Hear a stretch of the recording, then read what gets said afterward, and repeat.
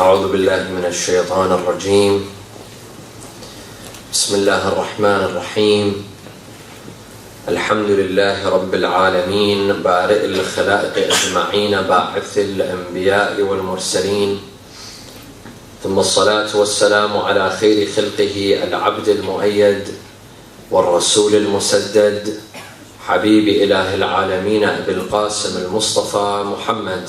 اللهم صل على محمد وعلى أهل بيته الطيبين الطاهرين وصحابته المنتجبين. صلى الله عليك يا أبا عبد الله، صلى الله عليك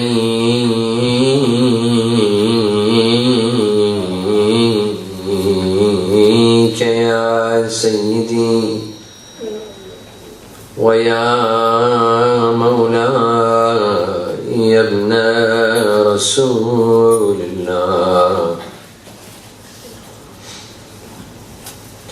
يا رحمة الله الواسعة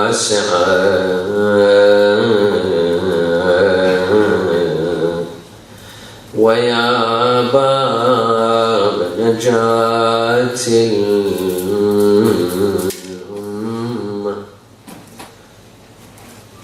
ويا عبرة كل مؤمن ومؤمنة،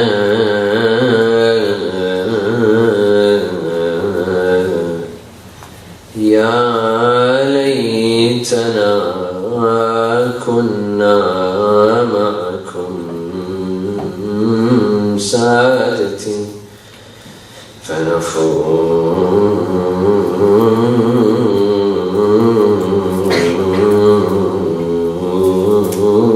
فوزا عظيما. أعوذ بالله من الشيطان الرجيم. بسم الله الرحمن الرحيم.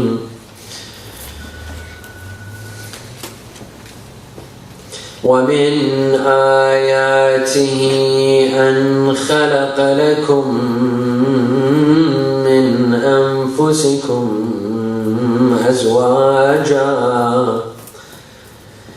أزواجا لتسكنوا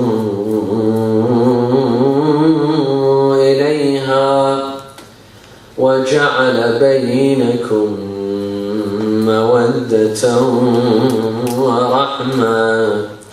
صلوا على محمد وآل محمد.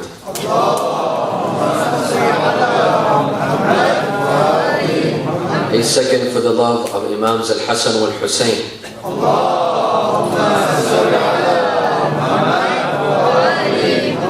A third for the love of Fatima al-Zahra with your loudest voices.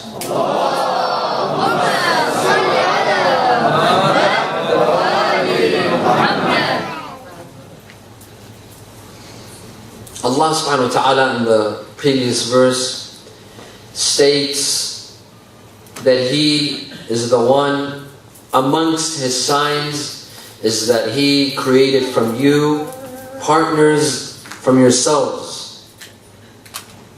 وَمِنْ آيَاتِهِ أَنْ خَلَقَ لَكُم مِّنْ أَنفُسِكُمْ أَزْوَاجًا. He created for us partners from ourselves. For what reason? The verse states the reason. لِتَسْكُنُوا إِلَيْهَا. تَسْكُنُوا إِلَيْهَا comes from the word sakina. Sakina means comfort, relaxation, stability, peace of mind. This is all called sakina. Allah subhanahu wa ta'ala is telling us that He created partners for us from ourselves, from our type, human beings, for one reason, so that we may feel stability, so that we may have peace of mind, so that we may relax, so that we may be comfortable. After all, this is the reason behind marriage. Allah subhanahu wa ta'ala wants us to marry, and Islam more than any other religion, stresses on marriage, and the Ahlul Bayt, more than any other saints and religious figures, stress on marriage for this reason. Marriage brings stability in people's lives. Marriage brings comfort in people's lives. You will see a youth that has no stability, that has not settled. He sleeps at 4 in the morning or 5 in the morning. He wakes up at 1 in the afternoon. Sometimes he goes late to work. That's if he goes to work at all. He spends most of the night out with his friends. Most of his money is spent on stuff that he doesn't really need. But as soon as he's married, his wife sets him straight. He becomes a man. He learns responsibility. Everything becomes stable. Everything becomes settled. He has to wake up early in the morning. Why? To go to work. Because if he doesn't go to work, not only he'll not be able to make a living for himself, but he can't provide for his family, for his wife and children. Stability comes into his life. All of a sudden he becomes settled. He settles down. Everything starts making sense. Now he gets the big picture. This comes through marriage. And the same thing for young women as well. Marriage brings stability. Marriage allows them to settle down, start a family. One of the beautiful things about marriage is that we human beings, we have weaknesses. We all have weaknesses. But when you marry, you complete one another. A husband completes his wife in the areas that she lacks, in her weaknesses. And a wife completes her husband in the area that he lacks and has weaknesses. They complete one another. They fill the gaps in each other's lives. They support one another. They're the backbone for each other. The wife is the husband's backbone. She supports him. She helps him. She assists him. And so does the husband towards the wife. He is her backbone. He assists her. He stands for her. When she needs him, he's there. When he needs her, she's there. But some of you are looking at me, saying, what the hell are you talking about? How come my marriage doesn't sound like this? You're probably describing a marriage from Hollywood, the type that we see on TV and in movie theaters. But in reality, many of our marriages are not like this. I remember once, I went to class and I have a classmate. He's always upset. He's always irritated. And I know the reason. It's because he's having trouble back home. He's having trouble with his wife. And what most people do is if they're not happy at home, they're not going to be happy at other places. They drag their problems with them to school, to work, to other places. If it's not working out well at home, they'll drag it to other places. This friend of mine, I see him in class, he's always depressed. He's never smiling. He's always nagging. He never pays attention to the teacher. And I know the reason. It's because of his problems with his wife. One day he came to class, he's smiling. He's cracking jokes. I said, Alhamdulillah, finally you resolved your issues with your wife. He said, what are you talking about? My wife went overseas. Unfortunately, many times, marriage is supposed to be a good thing, a happy thing, to bring us happiness and comfort and stability. But a lot of times, it doesn't. The reality of marriage, at many times, it doesn't. Whose fault is it? Well, of course, men say it's the fault of the woman. And the woman throw the blame at the men. Yes, sometimes there's one partner stepping on the shoes of the other partner. This happens. The wife oppresses her husband. The husband oppresses his wife. The problem is with one of them.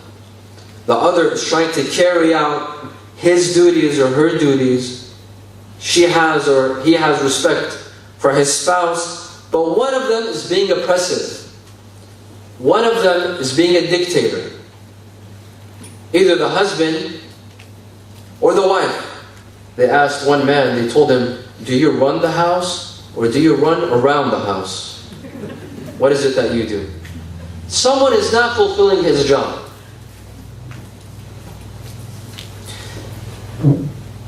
At other times, the problem is not with the husband. He's not being oppressive. He's carrying out the duties that he has to perform. And the wife is carrying out the duties that she has to perform. And my brothers and sisters, it's not all about duties and rights. I see some couples, they come and argue. They come to us and they argue, they want counseling. The husband and wife, they talk about rights and duties. Is that how it works in marriage? Rights and duties? These are my rights and these are your duties. This is childish. This is like I remember when we were kids, when I'd share bedroom, when I'd share my room with my brothers and sisters, and I'm sure all of you have seen this. There are some kids, they come and they draw a line in the room. This is my side of the room and this is your side of the room. You don't cross my line and I don't cross your line. Is that how it works with husbands and wives? In marriage, can you do this? This is my stuff and that's your stuff. These are my rights and these are your rights. This is not how it works. Why? Because marriage is not for a year or 2 years or 5 years. Marriage is forever. As Christians say when they're saying their vows at the time of marriage, they say for richer, for poorer, till death do us part. This marriage is supposed to last forever. Yes, we can get a divorce. And Islam, divorce is allowed. Not like Catholicism. In Catholicism, divorce is not allowed. In Islam, it's allowed. However, divorce is the most hated thing to Allah subhanahu wa ta'ala. It's the most hated from the things that are lawful. أَبْغَضُ الْمُبَاحَاتِ عِنْدَ اللَّهِ الطَّلَاقِ. There is a way out, but it should be the last resort. Allah says, try to fix your problems in any sort of way. But if all doors are shut, and there's no way this couple could live together, then the final result should be divorce. صلى على محمد وعلى محمد.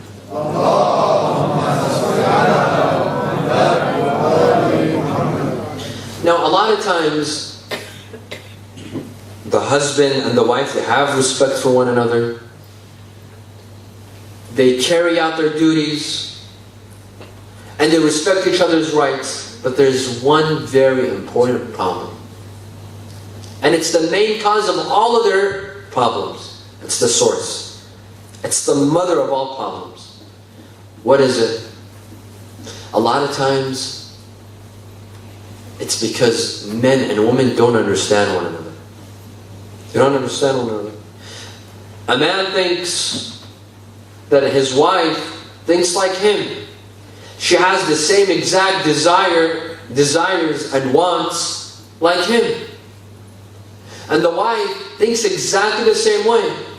That the husband has the same emotions, has the same wants, and has the same desires.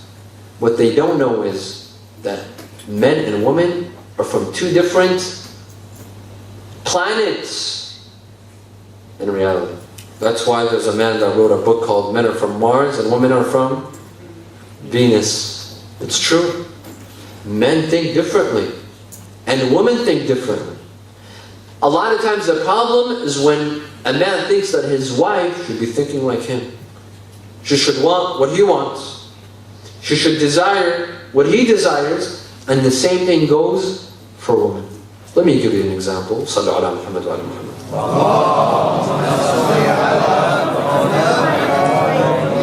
I'll give you a couple of examples.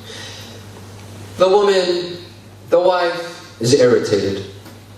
Either because the husband is not giving her enough attention, or he doesn't listen to her, or he spends too much time with his friends, he's coming back late from work every day, she's having problems with her in-laws, with her kids, She's upset.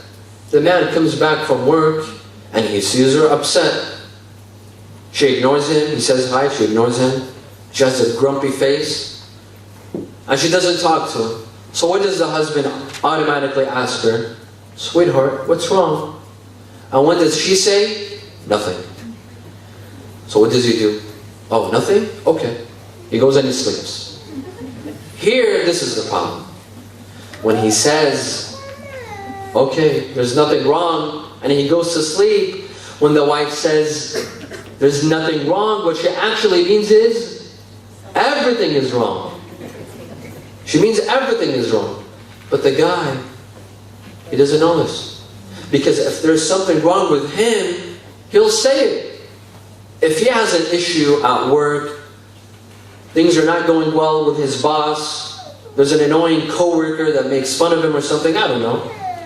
He had a car accident, he got a ticket, he got pulled over by the police. If he's upset, he'll say it. Because men, they don't hide it. If they're upset, they're not going to, oh no, there's nothing wrong. He won't hide it. So what he thinks is his wife is probably the same way. If there's something wrong with her, she'll say it. But since she says nothing, so it's nothing.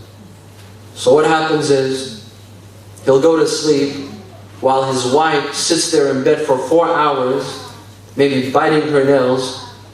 Maybe she wants to sleep and she can't sleep. She might even elbow him once in a while.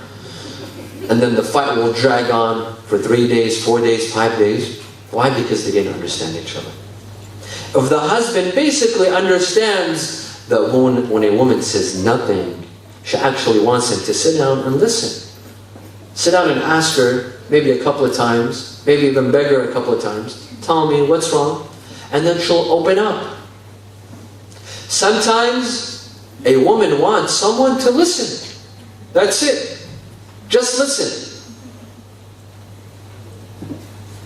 She just wants the man to sit there and listen, not offer solutions, because men, they have a tendency, as soon as a woman starts rambling on, he wants to end the conversation, so he starts offering solutions. Well, honey, why don't you do this? Why don't you do that? That's not what a woman wants. A woman wants a listener. That's why they pick up the phone and they call their friends, their other female friends. Why? Because women are great listeners. They listen to each other. Have you seen that? They can talk for hours on the phone, probably about very useless things, but they just want someone to listen. And her best friend is not offering her solutions. Have you seen them when they talk? Oh, sweetheart. Oh my God. That's it. That's the only offer that she has. That's the only solution. But that, oh my God, sweetheart, that's the best thing that she could offer. Because a woman has something on her chest that she wants to get out of. Men don't realize this. Men, as soon as his wife starts nagging or complaining, he can listen for the first 4 minutes, 5 minutes. After 5 minutes, his mind blanks. He can't hear anything anymore. So he starts offering solutions. Well, if you have a problem with your in-laws, this is what you need to do. She doesn't want to hear that. She just wants a listener. But men don't understand this, and men and women don't understand this either. Sallallahu ala Muhammad wa ala Muhammad.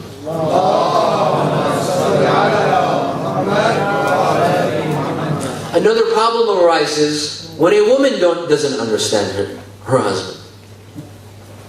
For example, a husband comes home from work and he's irritated. For example, he's not making enough money to pay off his mortgage. He's not getting enough money to pay off the loans that he has. So he comes home and he opens the subject with his wife to get some support. All he wants is support, sympathy. Sympathy. You see, there's a stereotype that only women are emotional, men are not emotional. Who told you that? Men can be very emotional at times. In fact, sometimes a man can be more emotional than a woman. Sometimes a man needs emotions. He needs sympathy. So he comes home and he tells his wife that, this brand new car that we bought, I don't think I could pay it off. I don't think I could pay off the loans. And some woman, she has good intentions. She sympathizes, but she doesn't know what to say. She doesn't have the right words to say. So what did she say? She says, I told you so. I told you we shouldn't have bought that car, but you never listened to me. and boom. There, an explosion goes off and they get in a fight for another 5 or 6 days. Why? Because a man, that's the worst word for him to hear. I told you so. Or, but you never listen to me. Men don't want to hear it. He doesn't want to be punished. He knows he's done something stupid. He doesn't want his wife to rub it into his face and tell him, you shouldn't have got that loan, or you shouldn't have started this business. Men don't want to hear that. He knows he's done a mistake. He doesn't want to rub it in his face. Instead, he wants emotions. He wants sympathy. He wants her to tell him, sweetheart, don't worry about it. You'll be able to pay off the loans. We have Allah on our side. Don't lose hope in Allah. Don't lose faith in Allah. You're a good man. You're successful. You could do this, even though he's a failure. But he wants to hear it. Tell him he's successful. He'll start feeling successful. But he just wants his wife to say it. Sometimes, even if the whole world tells him that he's successful and he's a good man, but if he doesn't hear it from his wife, it doesn't matter. Because she's his backbone, not anyone else. Not his best friends, not his sisters, not anyone else. If he doesn't hear it from his wife, it doesn't matter. You know what's the most valuable word that a husband can hear from his wife? The most valuable word is that I'm proud of you. According to statistics, that the most valuable word or sentence that a husband can hear from his wife is that I'm proud of you. I'm proud of what you do. What's the most valuable sentence that a wife can hear from her husband? What is it? There's a sale at the mall. No, it's I love you, of course. Women need reassurance. A woman needs to be told that her husband loves her. Not once a day, not twice a day. There's not a single point, there's no limit. A wife can hear her husband say, I love you all day long, and she won't get tired of it. She wants reassurance. She wants that love and sympathy. صلى على محمد وعلى محمد.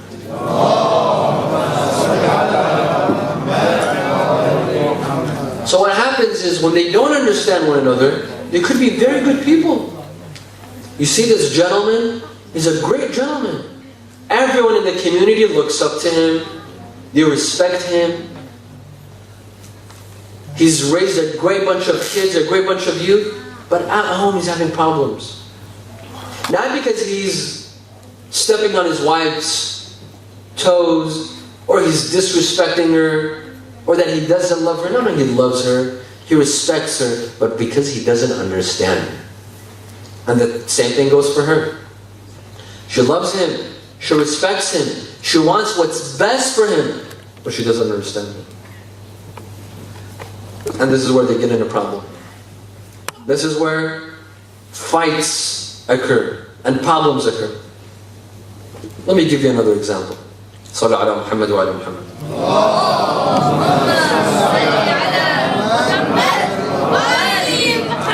One of the major differences between men and women is that women, they like change.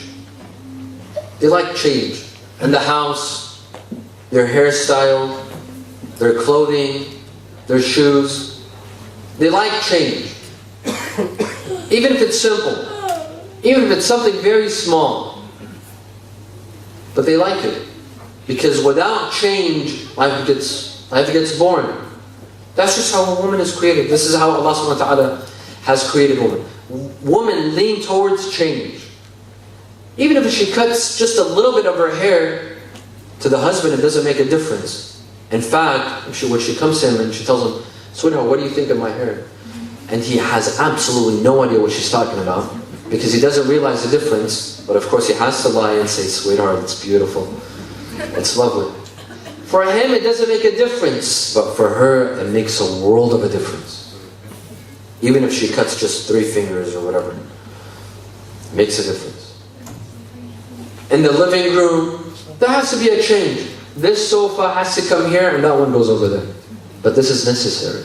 It's very simple, but it's necessary for a change.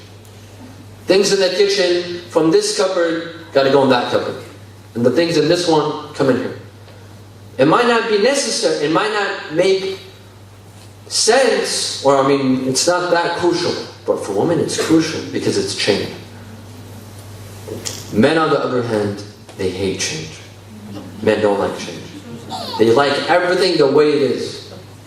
A man could get the same haircut for 30 years, and he doesn't mind. He'll go to the same barber for 30 years, and he'll like it. He doesn't like change. Everything at home has to remain the same.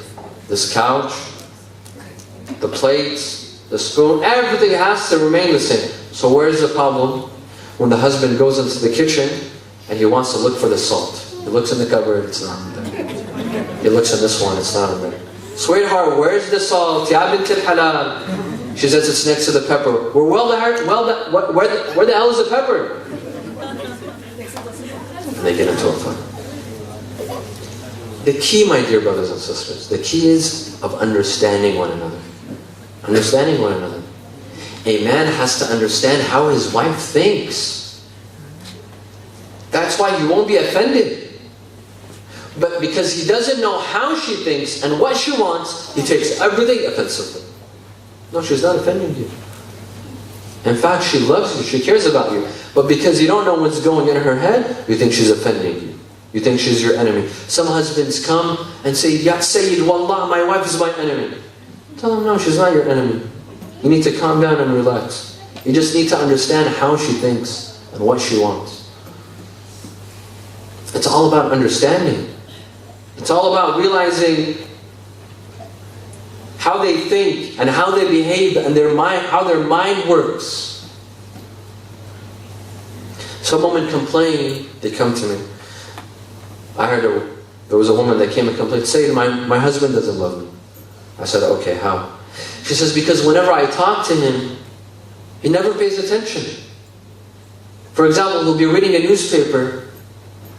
He'd rather read a newspaper instead of listening to me. Or when he's driving, I'm talking to him and his mind is somewhere else. So when I ask him a question, he gives me a totally different answer. Which tells me that for the past 15 minutes when I was talking to him, his mind was somewhere else. That's a sign that he doesn't love me. If he loved me, he'd pay attention. He'd speak to me, he'd talk to me. Well, just because he doesn't talk, doesn't mean he doesn't love you. First of all, men, they don't talk much. Maybe with their friends they do.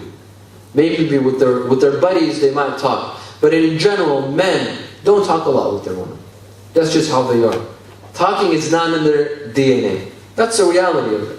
I'm not saying this is a good thing. I'm not defending men. But in reality, men don't talk much. They don't express themselves. Not like women. Women like to express themselves. For women, talking is something healthy. Something healthy, even if there's no specific goal. Even if it's not about something important, talking in itself is something healthy. For men, they try to avoid discussions. So what I told her is that, you see, men, they can't concentrate on more than 2 things at one time. If he's either talking to you or he's reading a newspaper. This is how men are. Men can't talk to you and at the same time read a newspaper. They just can't do it.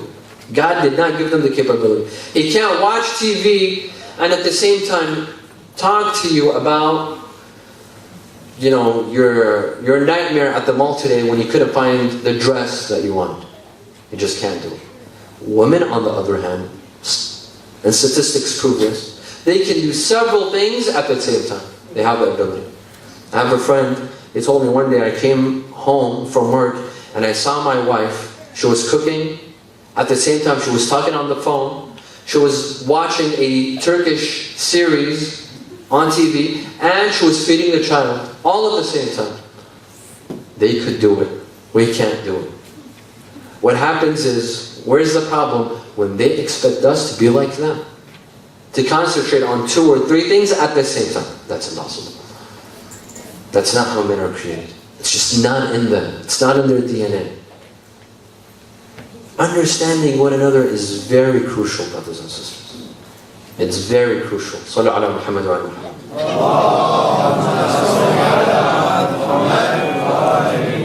When they don't understand one another, they'll start hating each other. They'll start considering divorce. They'll consider separation. Why? Because if it's one fight after the next, one fight after the next, because they don't get one another, they don't understand one another, obviously they're going to consider divorce. They say that a woman went to the police station with her child to report her missing husband. She told him that my husband is missing. They told her, so give us a description of your husband. She said, well, he's very tall, he's 6 feet tall. He's very muscular. He's blonde and he has blue eyes. The son looked at his mom and he said, Mom, that's not the description of my dad. She said, I know, shut up. I want them to find me another husband. Sometimes they resort to this. Sometimes it gets to this point. Why? Because they don't get at each other. They don't understand one another. They don't understand the psyche behind each other. Sallallahu ala Muhammad wa ala Muhammad.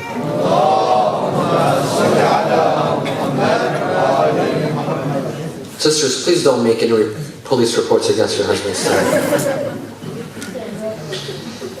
Another thing about marriage, my dear brothers and sisters, and this goes out to the youth. This goes out to the youth. Marriage, in addition to understanding one another, it requires compromise. It requires compromise. A lot of people, they go into marriage with the idea of it's my way or the highway. You either do as I say and you live according to my conditions and my lifestyle, or there's the door. Make your way up. This is not how marriage works. That doesn't work. That is not how a marriage works. My way or the highway. Marriage is about compromise. Marriage is about sacrifice. When you get into a marriage, when you marry someone, you're sharing your life. Even your life, you don't own it anymore. You only own half of it. The other half, you're actually giving it to your partner. You don't own your life anymore. Thus, you have to make compromises.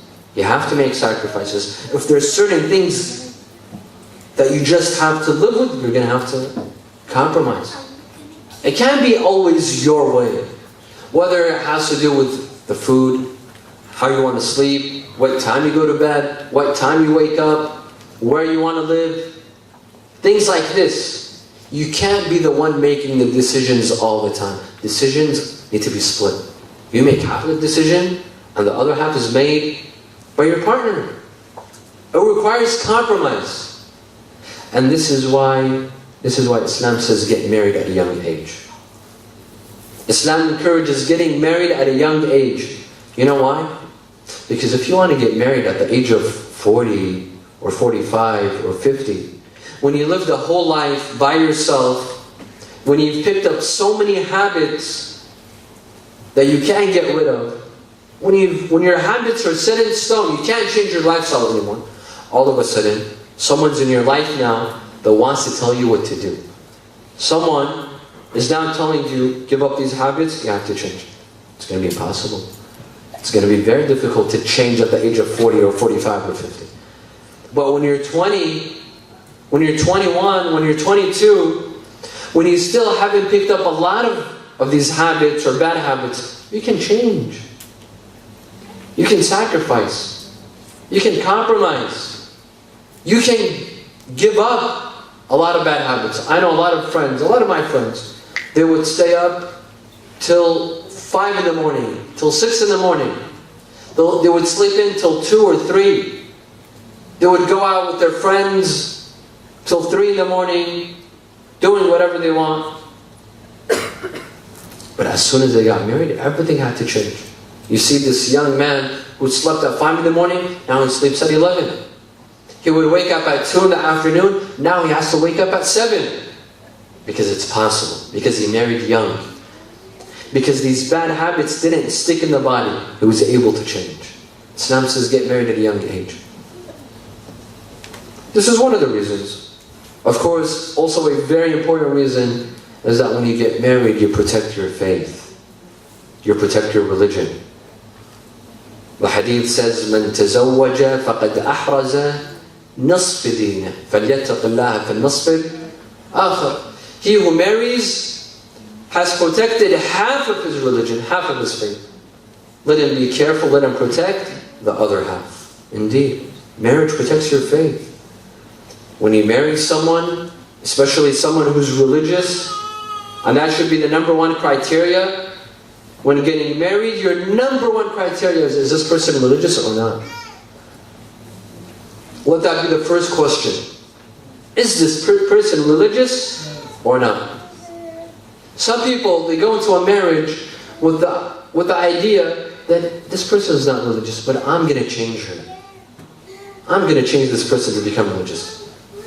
Who are you fooling? Who said this person is not going to change you? We've seen many that married with the idea that I'm going to change the other person. I'm going to change this girl. I'm going to get her to start wearing hijab. I'm going to get him to stop listening to music. I'm going to get him to start praying. I'm going to get her to start fasting, and so on and forth. What happens is, it has the complete opposite effect. Instead of him convincing her to start praying, she convinced him to stop praying. When you go into a marriage, choose someone religious. Choose someone who will have an effect on you, and not the other way around. Because you never know what the effect is. The number one criteria, brothers and sisters, it should be a religion. It should be faith. Is this person religious or not religious? I told one of the brothers, if you choose someone religious, be sure that this person will not oppress you. This person will not hurt you. This person will not backstab you. This person will never cheat on you. You choose someone who's not religious, this person can do all sorts of things because they're not religious. Number one, religion. Number two, akhlaq. That person's manners. That person's attitude. That person's personality. What sort of personality does that person have? This is very important. A lot of people, they go and they marry from a religious family, and that person is religious, but that person has no akhlaq. That person's stuck up. She's stubborn. She's too arrogant. She thinks highly of herself. Well, that's not going to work. This husband is too bossy. He's religious. He might even pray salat till layl in the middle of the night, but he's bossy. He orders you around. He doesn't have respect. Well, what good is his religion, but without akhlaq and without manners? That's why the hadith says, "Man ja'akum man taradawna dinahu wa khuluquhu fazawwiju." He who comes to you and has faith and has manners, has akhlaq, has ethics, then give him. Don't ask about his bank account. Don't ask about where he works. Don't ask about his car or how much he'll be offering as a dowry. It's a shame. It's a shame that some parents, the first thing that they ask about is, how much is a dowry? And in which sort of home are you putting my daughter? I understand your daughter is precious to you. I understand that you're overprotective of your daughter. But imagine you put your daughter in a mansion, and a person that owns a mansion, yet he abuses her. Yet he abuses her. Yet he hurts her. Yet he beats her or disrespects her. What good was that mansion? What good was his job? Let him be a doctor. Let him be the most successful lawyer in his city, in his community. What good was it? مَنْ جَاءَكُمْ مَنْ تَرْضَوْنَ دِينَهُ وَخُلُقَهُ فَزَوِّجُوهُ. And yes, attraction is important. For that person to be attractive, that is very important. And I tell some friends, if you're not attracted to that person that you want to marry, don't go into the marriage. If you're not attracted. Attraction is very important. But it's not the number one criteria. It shouldn't be the number one criteria. It should come third place. Number one, faith. Number two, akhlaq. Number three, beauty. That's it. Rasulullah didn't say that this person has to be from your community. He has to speak your own language. He has to be from your own nationality. He didn't say this. He didn't say he has to be rich, or he has to come from a certain social class. No, none of this. None of this. I know there's some youth, they want to get married. They're both pious, they're religious, they're righteous, but just because the man is from a different country, he speaks a different language, the parents say no. Why? This is not religion. These are not religious teachings, just because he's from a different country. Ethnicity has nothing to do with it. No, I know in some places, I don't know this, in some countries, if the lady, her father is a Sayyid, so she's a Sayyida, she's from the line of the Prophet, she's from the line of Rasulullah. Her husband has to be a Sayyid. If he's not, they won't give her a daughter. Yeah. He might be pious, he might be religious, he might have the best manners, but because he's not a Sayyid, he refuses to give his daughters. Isn't this a shame? Where was it? Where is it stated? In which hadith? In which verse? Which alim states that if the daughter comes from a line of Sayyids and from the line of Rasulullah, her husband has to be a Sayyid? Where is this? In which law? In which rasada? In which hadith? No one states this. Thus, we can't oppress our daughters like this. We can't oppress our sisters like this. This is not right. Ethnicity has nothing to do with it. It's a shame that some parents stand as a barrier. Instead of being happy that your youth are getting married, you should be happy that a good young man has come to propose to your daughter. You stand and you reject. It's a shame. It's a major shame. Instead, let's encourage our youth to get married. Let's encourage them. Let's make the path to marriage easier. Let's not put obstacles. We see two youth that want to get married. Let's encourage them. Let's help them. Let's ask them, what is it? What's your obstacle? Finance? You're having financial difficulties? Let's set a box in our communities that give grants and loans to the youth that want to get married. Once, I went to, this was in Los Angeles, in California. I stopped at a gas station to put fuel in my car. I wanted to pay. I saw a small box at the gas station. The owner of the gas station was Armenian. The box didn't say anything on it. I told him, what is this box for? He said, this box is a donation box. People know me. The other Armenians in the community, they know me. This box will help our youth get married. We raise this in our gas stations and our stores, and then we combine it, we'll bring it to our center, or we have a list, the youth that wish to get married but have financial difficulties, they've written their name on a secret list, not everyone gets to see, we help them out. We give them grants, and we give them interest-free loans. Let me ask you a question. Is this Islam or is this not Islam? Isn't this Islam? When he's not a Muslim. He's practicing Islam, but he's not a Muslim. Our religion tells us this.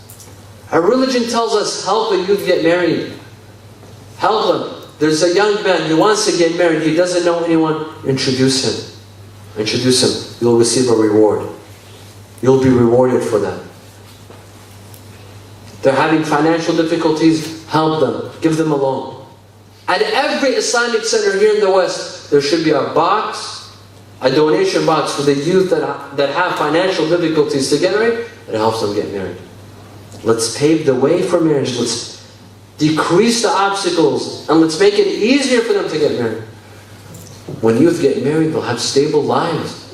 They'll settle. They'll be able to achieve. They'll be able to study. They'll be able to work. They'll be able to raise families. Let's help them. صلوا على محمد وعلى محمد.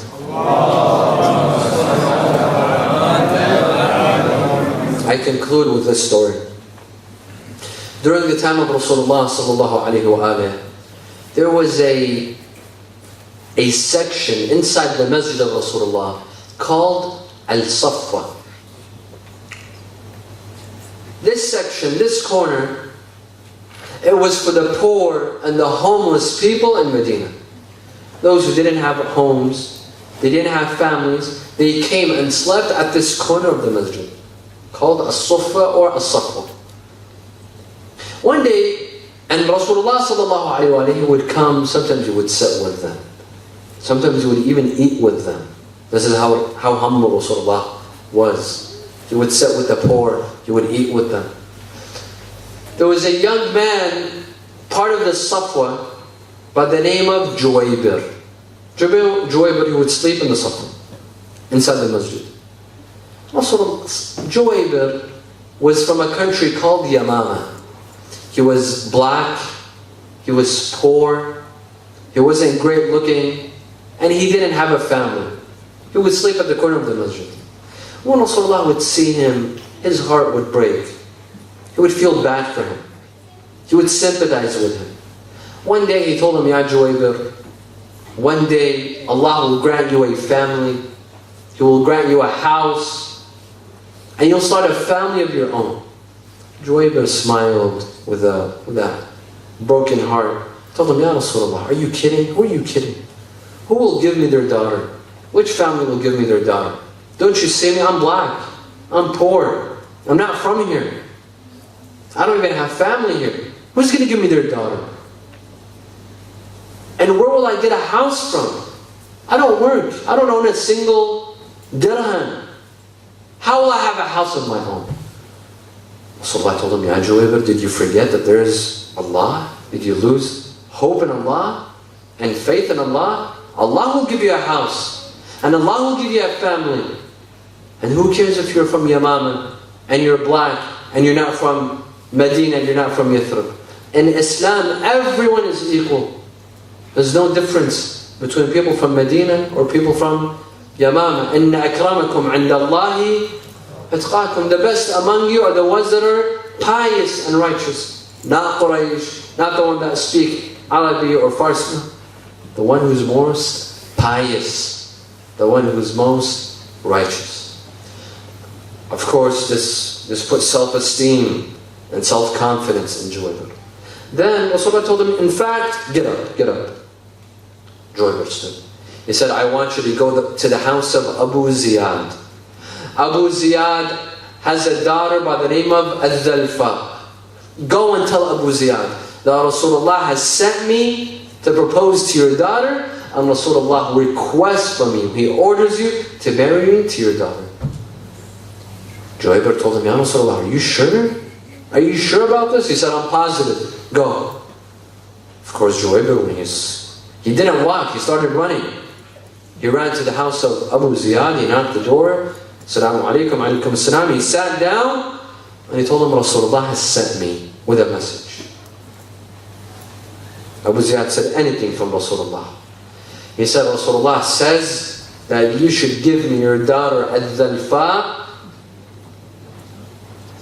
in marriage. He said, Rasulullah sent you? He said, yes. He gave you that message? He said, yes. He said, I'm honored that Rasulullah has sent you with this message. However, we the people of Medina, we the Ansar, we give our children, we give our daughters to the people like us, from our city, from our tribe. We don't give our daughters to strangers. So no offense, but unfortunately I have to refuse. Juwaybir became extremely disappointed. He was very upset. He said, by God, this is not the teachings of the Quran. And these are not the teachings of Rasulullah. He got up and he left. Very angry, very disappointed. Al-Zalfa, the young lady, she was standing behind the door, hearing the conversation. She heard everything. She came to her father. She said, my dear father, didn't this man say that Rasulullah has sent him? He said, yes. Didn't he say that Rasulullah is commanding you and was requesting from you? He said, yes. She said, then why did you turn him down? Why did you send him away? Go and call him back. Abu Ziyad runs and he calls Juwaybir back to the house and he tells him, sit down, let me go and speak to Rasulullah. He goes to Rasulullah. He tells him, is this true? He said, yes. Abu Ziyad agrees. He says, as long as my daughter agrees, I don't mind. Al-Zalfa agreed. She was religious, she was righteous, she believed in Allah and Rasulullah, and for her, looks didn't matter. For her, what was important is religion. that person's religiosity, that person's akhlaq and manners. They got married. And Rasulullah built them the house himself. They got married, they had a house. It was their wedding day. They come back to the house. Juwaybir, for so many years, he didn't have a house. Now Allah has given him a house. He didn't think he will ever get married. Now he has a beautiful looking wife and bride. They come back to the house. Juwaybir goes to a corner of the house and he starts praying. He starts praying. He stands in his mihrab and he starts praying. The wife, sitting in her wedding dress, she waited for 30 minutes, an hour, 2 hours. What the hell's going on? Juwaybir continued his prayers, 2 hours, 3 hours, up till Fajr, up till the morning. He did not approach his wife. His wife falls asleep. The next day, the old ladies, the annoying, nosy old ladies, they come to Ad-Dalfa. So, what happened? Tell us everything. She says, to be honest, nothing happened. Nothing? She said, nothing. Why? She said, Juwaybir spent the whole night worshipping. He didn't even look at me, he didn't even approach me. The second night, he comes back from work, he comes home, starting from Maghrib up till Fajr, again he goes, stands in the corner, and he worships. He doesn't even approach his wife. Again, the nosy ladies, they come the second morning. Did anything happen last night? She says, nothing. They said, there must be something going on. There's something wrong with him, obviously. Perhaps we should tell your father. She said, no, don't tell him. Let's wait. The third night, again, Juwaybir goes and stands in the corner and he begins to worship. The third day, the old ladies, they couldn't take it any longer. They said, we have to go to your father and inform him. They go and tell her father. Her father was very upset. He said, I will go and tell Rasulullah. He comes to Rasulullah, tells him, Ya Rasulullah, you told me, you ordered me to give my daughter to this man. Now that I have, he doesn't even look at her. He hasn't even approached her. He goes and he stands at the corner and he prays all night. Rasulullah said, don't worry, I'll have a talk with him. Rasulullah called Juwaybir and told him, come here. What the hell is wrong with you? You have a beautiful young wife. For the past 3 nights, you haven't even approached her? You go and you pray all night? This is not me. This is not my sunnah. I also pray at night, but only a couple of hours, not the whole night. He told him, Ya Rasulullah, I'm a man that has never had a house. I'm a man that has never had a wife. I've never had a family. Within a matter of days, all of a sudden, I saw myself in a house with a roof over my head. I have a beautiful wife. I have a family now. I thought to myself, shouldn't I be grateful to Allah and thank Allah for this gift? So I thought that I dedicate the first 3 nights after my wedding to thank Allah subhanahu wa ta'ala. And don't worry, Ya Rasulullah, the 3 nights are over. Tonight, inshallah, I will make you very proud. And khalas. And they say that a couple of days later, Juwaybir became a martyr. And he died. He became a shaheed. This is a couple. This is Islam, brothers and sisters. In Islam, there's no racial barriers. Islam doesn't say that the one that comes and proposes to you has to come from a specific country. He speaks a specific language. None of this. And there was another couple, a lovely couple that lived in peace, that had immense love for one another. They were inseparable. This couple were a role model for all other couples. They were Amir al-Mu'mineen and Fatima al-Zahra salawatullahi wa salamuhu alayha.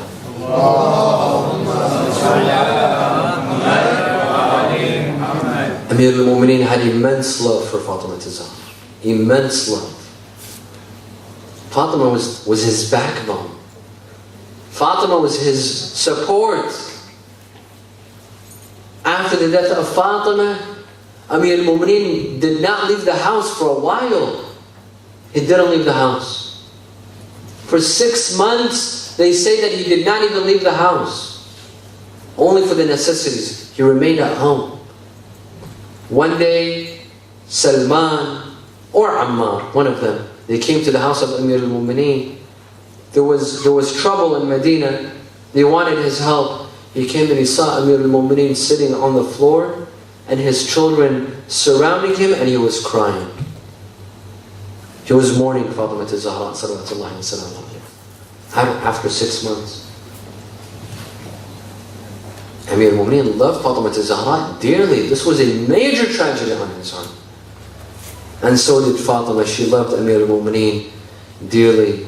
Tonight, let's remember the night when Amir al-Mu'mineen buried Fatima al-Zahra.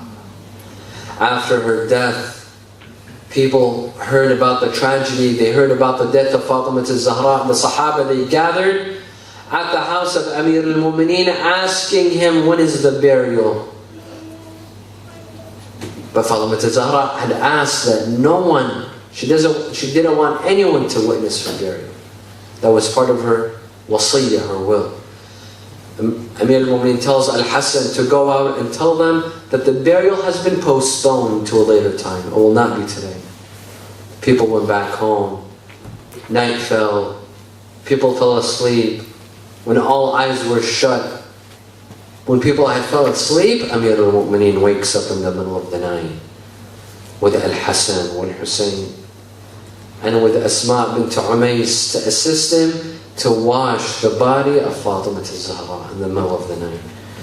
Amir al-Mu'mineen says that we put the body on the mughtasal to wash the body of Fatima al-Zahra, and Asma bint Umays was there to assist him. And Al-Hassan and Hussein were standing, they were watching their father wash the body of their mother. Amir al-Mu'mineen says, as I was washing the body, as my hands were running through, he says, I came across her chest and I felt that there was something broken. Amir al-Mu'mineen says that I felt a broken rib. He backed away and he started crying. Asma bint Umays says, my master, Ya Amir al-Mu'mineen, why are you crying? What has happened? He said, Ya Asma, as I'm washing her, I discovered that she has a broken rib. When was this rib broken? Why didn't she ever tell me about this rib? Asma says, Ya Amir al-Mu'mineen, this rib was broken from that day, the attack on the house. But Fatima al-Zahra was too embarrassed to say anything. Fatima al-Zahra was embarrassed. She was shy to tell you that she had a broken rib. She didn't tell you anything. Amir al-Mu'mineen washes the body and he puts the kafan on the body of Fatima. The body remained on the mughtasal. He puts the kafan on the body of Fatima. And then he looks at his children, Al-Hassan wal-Hussein, and Zainab and Kulthum. He says, هَلُمُّوا وَتَزَوَّدُوا مِنْ أُمِّكُمْ فَاطِمَةً. Come and say your last farewell to your mother Fatima. We're about to bury her. Al-Hassan wal-Hussein and Zainab Kulthum, they come, they throw themselves on the body of their mother Fatima, saying their last farewell, knowing that they will no longer see her. Amir al-Mu'mineen says, Ashhadu billah annaha hannat wa annat wa akhrajat yadayha wa dhammathuma ila sadriha. Amir al-Mu'mineen says that I swear by God that Fatima took her hands out of her kafan and she embraced and hugged her children and she began to cry. Amir al-Mu'mineen says that I heard a voice from the sky saying, Ya Ali, irfa'huma فإنهما والله أبكيا ملائكة السماء. Oh Ali, lift them from the body, from the chest of Fatima. They have made the angels of the sky weep. Amir al-Mu'mineen carries the body to the grave. Only a handful of people carry that lonely body. Amir al-Mu'mineen, Salman, Ammar, Abu Dhar, and the children Al-Hassan and Hussein, they walk behind the body. They reach that grave, that lonely grave of Fatima. Amir al-Mu'mineen goes first inside that grave. He pulls Fatima inside. He lays her inside the grave. He puts her towards the Qibla. He puts her face, he puts her cheeks on the sand of the grave. He comes outside of the grave. He starts pouring the dust of the sand on the grave, and then he removes the sand from his hand.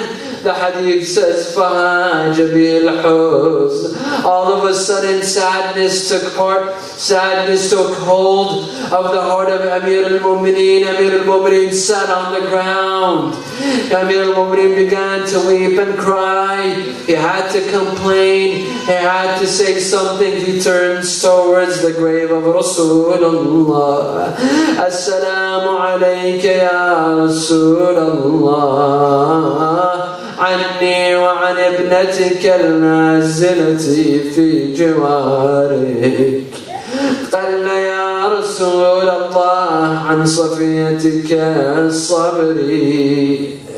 O Rasulullah, peace be upon you, from me and from your daughter that's a guest among you tonight. Ya Rasulullah, I've lost all of my patience towards your daughter Fatima. أما حزني فسرمد وأما ليلي فمسهد. My pain, my sorrow, my sadness is everlasting, and my nights I can no longer sleep then, Ya Rasulullah. حتى يختار لي دارك التي أنت فيها مقيم. Until I come and I join you, O Rasulullah, you and Fatima. As long as I live, this sorrow will never leave my heart. وستنبئك الزهراء يا رسول الله لقد استرجعت الوديعة. Ya Rasulullah, remember you trusted me with your daughter Fatima. Ya Rasulullah, I'm giving her back to you tonight. However, I'm very embarrassed, I'm very ashamed, Ya Rasulullah. When you gave her to me, she was safe, she was sound, she was healthy. But tonight she's coming back to you with broken ribs, Ya Rasulullah. لقد استرجعت الوديعة وأخذت الرهينة واختلست الزهراء. Amir al-Mu'mineen gets up from the grave of Fatima. His companions, they help him get up from the grave of Fatima. He comes back to the house. As he's entering, the children enter the house. As he's entering, he puts his forehead on the door. On that door of where the attack occurred, he closes his eyes and he remembers Fatima. الباب والجدار والدماء شهود صدق ما به خفاء ومن نبوع الدم من تهديها يعرف حوض ما جرى عليها. لا حول ولا قوة إلا بالله العلي العظيم. إنا لله وإنا إليه راجعون. Raise your hands in dua, brothers and sisters. نسألك اللهم وندعوك باسمك العظيم الأعظم الأعز الأجل الأكرم يا الله. اللهم لا تدع لنا ذنبا إلا غفرته، ولا هما إلا فرجته، ولا عيبا إلا سترته، ولا خوفا إلا أمنته، ولا رزقا إلا بسطته، ولا شملا إلا جمعته، ولا مرضا إلا شفيته، ولا غائبا إلا حفظته، ولا حاجة من حوائج الدنيا والآخرة لك فيها رضا ولنا فيها صلاح إلا قضيتها ويسرتها يا أرحم الراحمين. ولأرواح المؤمنين والمؤمنات والعلماء والشهداء نقرأ سورة الفاتحة مع الصلوات.